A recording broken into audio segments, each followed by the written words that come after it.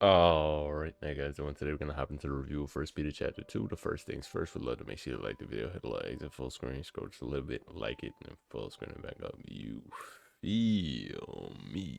So, I haven't done this in a minute, but I'm gonna start off with a preface that I do not, this is not my own interpretation. This is Pastor Paul from Calvary Chapel, Ontario, who's now retired, who just has a channel called Through the Bible with Pastor Paul, of which he was a pastor for at least, I would say, 30 plus years, studied through the Bible entirely 3 whole times at least, I believe.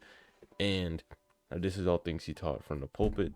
And now he still does Q&As on his channel and everything. And this is just me studying. I'm a student of the word. I just come and I watch him to learn, and I do this as a method of studying, because teaching it back to somebody shows what you understand and what you do not, right? More than just writing it down, or more than taking notes, or more than just watching a sermon. And you know what I'm saying, right? We have to be active and intentional about our faith. Same with any type of learning we're gonna do, right? And this is coming from an education major, so I should know what I'm talking about. But anyway, that preface is important because we're tackling one verse today, and that is verse 1. And we're going all over the book of Romans. If you could see the amount of tabs right now that I have open, 2, 4, 6, 8, 10, 11 tabs of different verses, at least we're going to, right? 11 different verses. It's between Romans and Galatians mostly, right? But verse 1, wherefore. So he says, therefore. So actually, let's take this to the past chapter. Let's see what point he just made to see what we're basing what we just learned off of. Because as we know, this is a letter that would have been read out loud, meaning they would have gotten all this in context, not deviated by chapters and anything when it was originally written, right? The word of God endures forever. This is the word which the gospel is preached unto you. Flesh is grass. Let's take it from the last paragraph. So, right, purified your souls in obeying the truth through the spirit of unfeigned love of the brethren, that see ye love one another with a pure heart fervently, and were born again, not of corruptible seed, but of incorruptible, by the word of God, which lives and abides forever. For all flesh is like grass, and the glory of man is flower, and the grass withereth, and the flower falls away, but the Lord endures forever. This is the word which the gospel is preached unto you, right? So our souls are purified. We love the brothers. These people are suffering right now, right? They're being tormented for their faith in Jesus, right? Their souls are purified. They love the brothers unconditionally. They're being born again forever, and that is the nature of the gospel. They're told that these actions, right? That was one of the points we made last time. It's not just about you're saved by your faith in Jesus, right? And just faith alone, but action is part of the gospel, right? We talked about that a little bit. If we go back, I'm sure I can find the verse, which, you know, and I'll look for it just to be sure I know what I'm saying, right? So we see we're not fashioning ourselves according to our former lust and ignorance, which he calls us. We are holy as he is holy, right? And then we love our brethren. These are actions that we are doing, right? They're verbs. So Peter starts off here. He's saying, because of all these things that I've just said to you, the gospel and the nature of action that lies within it, he says, therefore, lay aside all this malice, all this guile, all these hypocrisies, these envyings, and all of these evil speakings, which Pastor Paul teaches out of the ESV. So we're going to look at this because he brought up definitions for us, which means I'm going to have to pull up the sermon too, right? So he says, put away all malice, deceit, hypocrisy, envy, and all slander. We have definitions. Malice is the intent and determination to do evil to someone, right? So we're putting away malice. We're putting away every desire within us to do evil to someone.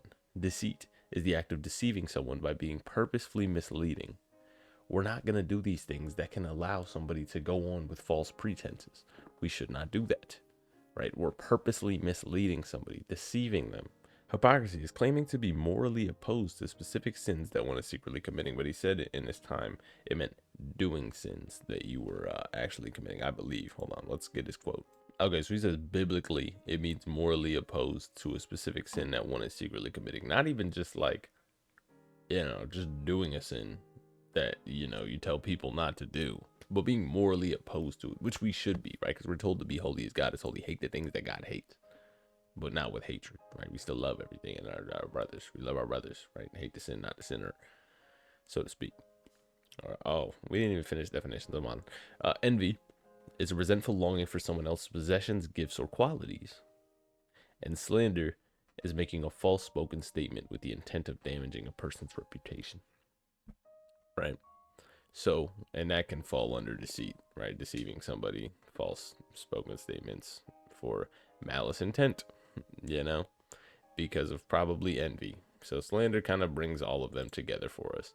So he says, put away these things, but you can't just do that.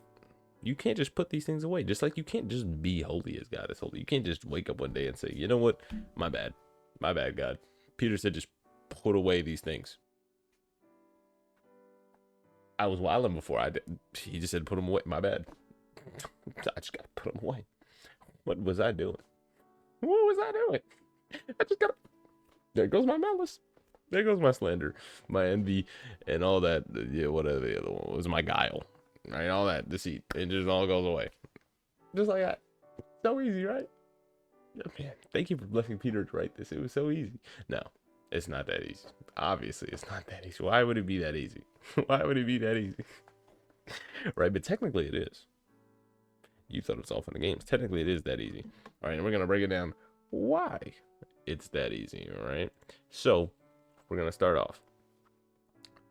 He describes putting something away. All right, just the way you put away a jacket, right? If I wanted to, you don't see me, but if I wanted to put this microphone away, I just push it to the side and push it all the way over there and you wouldn't see it. I put it away from me, right? If I wanted to put this tea away from me,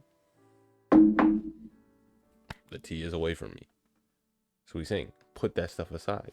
You like these things, put it aside. We saw in the last chapter, it said no longer fall to your former lusts, right? It said no longer fall to your former lust, no longer engage in those things. Put those things away. And here he's naming specific things to be putting away.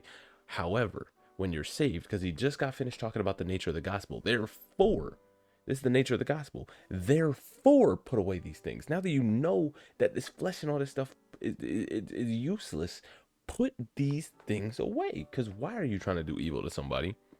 Why are you trying to lie on somebody? Why are you being a hypocrite? And why are you envying? Right? I'd say being a hypocrite is low-key, like, almost part of being a Christian. Because we all stumble, right? And we're all going to tell people, it's not good to sin. And then we're gonna turn right back around and do it, right? You know, maybe not a specific sin, but at the end of the day, we tell people it's not good to sin, and then we still sin. So at the end of the day, we're gonna be hypocrites, right? But biblically, it's a different level of hypocrisy because it's being morally opposed to something. Which, if you're trusting in God, you're gonna be morally opposed to the things He is, right? You should, rightfully so. You should want to obey His word, you know. So he says, because you see the nature of this gospel, therefore put these things away. But because what we didn't talk about with the nature of the gospel, which allows us to put these things away, like we saw, it was just as easy as, here you go. But it is, right? What we didn't talk about was the relationship that we have with sin changes with this nature of the gospel that we have when we embrace it, right? And before, if you don't understand how that relationship changes, which is what we're going to get into, it can cause you to stumble over this verse like this, a verse like this, where it just says put it away, and you're going to be like, dang, I must suck because I can't just put it away. So I must suck. I do suck. I'm sorry. And then you still gonna keep sucking, you know, because you don't understand how the relationship changes, which is, if you don't understand why that relationship changes, you understand that it's not just easy to say, here it goes. But if you understand that, it is that easy to say, here it goes. It's just a little bit harder than that, but it is still that easy, right? So he says, lay it aside. He's not saying in the future, you will not do these things. He knows that we are capable of not doing these things in the future. But it's not us. It's Jesus, right? Because the relationship we have with sin, we are now dead to it, right? We are now dead to the sin with Jesus, right? And because of that, in the gospel, when we receive it, we get new abilities. We get the ability to just put it off from us because we're dead with Jesus and his sin, right? We used to be slaves to our desires. And we go, and this is where we'll end this one, and we'll pick it up again. Right. Romans 7:5, when we were in the flesh, the motions of sins which were by the law did work in our members to bring forth fruit unto death. When we were in the flesh, these sins which came from the law, they did work in our body, our members, our arms, our legs, our eyes, whatever, to bring forth death. And then Luke We see here, Jesus was in the temple. He'd been brought up in his customs as a synagogue on a Sabbath. He was going to read and he was going to talk from the prophet of Isaiah. When he opened the book, he found a place where it was written, "The Spirit of the Lord is upon me, because he anointed me to preach the gospel to the poor, and he sent me to heal the brokenhearted, preach deliverance to the captives, and recovering the sight to the blind, to set at liberty them that are bruised, to preach the acceptable year of the Lord." He came to heal the brokenhearted, preach deliverance unto the captives. What kind of captives do you think he's talking about? I promise. Nah, I can't promise necessarily, but I will tell you, he's not talking about political captives. What he is talking about is captives to sin, right? Because Romans will talk about we were slaves to our sin, right? And then other books will say, if you were a slave to sin, you were now free in Jesus. If you were free before, you were now a slave to Jesus Christ, right? It's different, but we'll get into that next time. All right, that's gonna be the end of the video. Hope you guys have yourself a fantastic rest of your day. Peace.